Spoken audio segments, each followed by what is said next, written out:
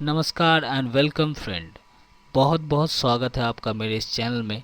अगर आपने अभी तक इस चैनल को सब्सक्राइब नहीं किया है तो जल्द से जल्द इसे सब्सक्राइब करें और साथ में बेल आइकन अवश्य प्रेस करें, जिससे कि आपको लेटेस्ट वीडियो के इन्फॉर्मेशंस आपको मिलता रहे। आज मैं आपको बताऊंगा एडोबी इलस्ट्रेटर के अंदर सिलेक्शन टूल और डायरेक्ट सिलेक्शन टूल जो है उसमें अंतर क्या है, मेन डिफरेंस क्या है। देखिए, बहुत ही कंफ्यूजिंग मैटर हो जाता है कभी कभी कि सिलेक्शन टूल कब यूज़ करें, हम लोग डायरेक्ट सिलेक्शन टूल कब यूज़ करें। और ये दोनों टूल आपको सभी जितने भी आपके इलस्ट्रेटर के वर्जन है सभी में आपको ये सिलेक्शन टूल मिल जाएगा और आपको डायरेक्ट सिलेक्शन टूल मिल जाएगा।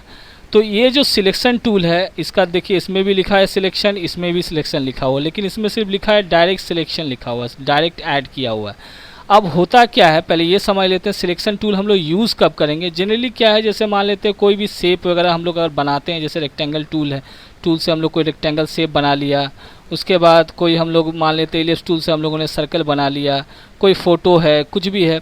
तो अगर एज अ होल, मतलब कहने का मतलब ये है कि अगर इसको सिलेक्ट करना है तो इस पर क्लिक करेंगे, सिलेक्ट हो जाएगा, पूरा का पूरा सिलेक्ट हो गया। इसमें भी क्लिक करेंगे, ये भी पूरा का पूरा सिलेक्ट हो गया। उसके बाद अगर इसको पूरा का पूरा दोनों को सिलेक्ट करना है तो हम ये वाला जो टूल है सिलेक्शन टूल, दोनों को हम इस तरह सिलेक्ट कर सकते हैं, दोनों को ड्रैग करेंगे, दोनों सिलेक्ट हो गया। लेकिन इसमें देखिए एक है डायरेक्ट सिलेक्शन टूल।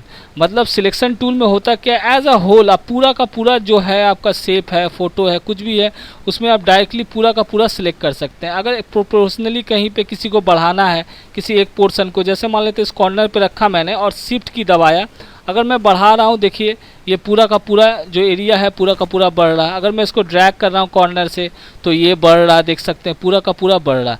लेकिन अब ये डायरेक्ट सिलेक्शन टूल में होता क्या है, एंकर पॉइंट। अब एंकर पॉइंट क्या है, एंकर पॉइंट को सिर्फ सिलेक्ट करता है। एंकर पॉइंट कहने का मतलब ये हुआ, जब यहाँ पे मैं क्लिक कर रहा हूँ देखिए सिलेक्शन टूल से, तो यहाँ पे आपको देखिए ये छोटा सा एक बॉक्स दिखाई दे रहा है, यहाँ बॉक्स दिखाई दे रहा है, यहाँ बॉक्स दिखाई दे रहा है, बॉक्स दिखाई दे रहा है। सेम उसी तरह अगर दोबारा मैं यहाँ पे डायरेक्ट सिलेक्शन टूल पे क्लिक करता हूँ और ठीक इस रेक्टेंगल बॉक्स में क्लिक करता हूँ तो यहाँ पे देखिए छोटा सा आपको एक छोटा सा बॉक्स यहाँ दिखाई दे रहा है। कर्सर रख रहा हूँ तो देखिए यहाँ पे बता रहा है एंकर।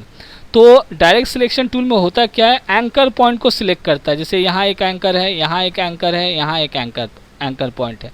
तो अगर आपको किसी एक पोर्शन को मॉडिफाई करना है, एक पोर्शन को बढ़ाना है, मान लेते हैं ये जो रेक्टेंगल आपका बॉक्स शेप दिखाई दे रहा है, अगर सिर्फ मुझे इसको बढ़ाना है या इसको इसी पोर्शन को घटाना है या इसको बढ़ाना है, तो किसी एक पोर्शन को, एक एंकर पॉइंट को आपको अगर सिलेक्ट करना है तो सिंपली आप डायरेक्ट सिलेक्शन टूल पे क्लिक किया और यहाँ पे देखिए एंकर पॉइंट पे क्लिक किया। अब इसको मैं अगर ड्रैग करता हूँ तो देखिए इसको मॉडिफाई, हम लोग एक पॉइंट को मॉडिफाई कर सकते हैं। सेम उसी तरह मान लेते हैं इसको भी हमें चाहिए तो इसको क्लिक कर दिया डायरेक्ट सिलेक्शन टूल से, इसको भी मॉडिफाई करना है, मॉडिफाई कर सकते हैं, इसको भी इधर मॉडिफाई कर सकते हैं। सिर्फ एंकर पॉइंट को आप मॉडिफाई कर सकते हैं और एंकर पॉइंट को आप सिलेक्ट कर सकते हैं।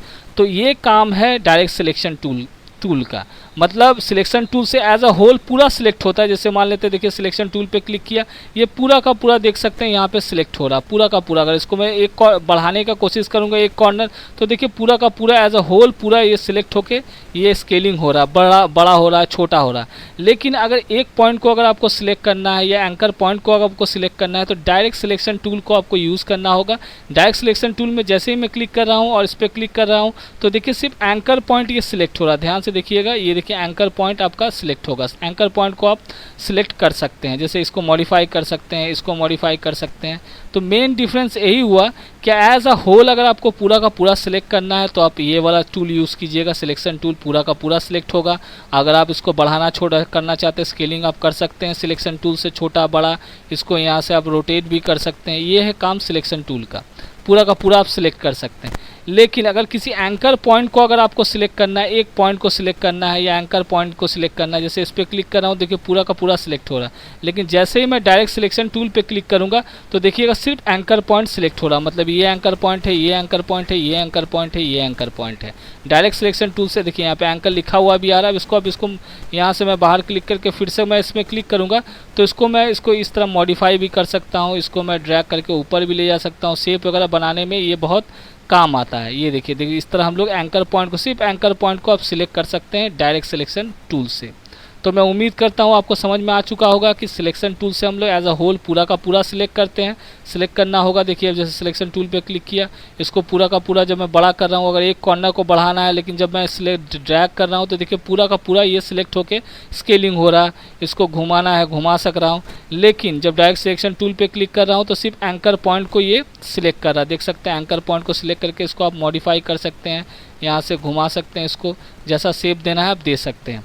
तो ये मेन डिफरेंस होता है सिलेक्शन टूल और डायरेक्ट सिलेक्शन टूल में।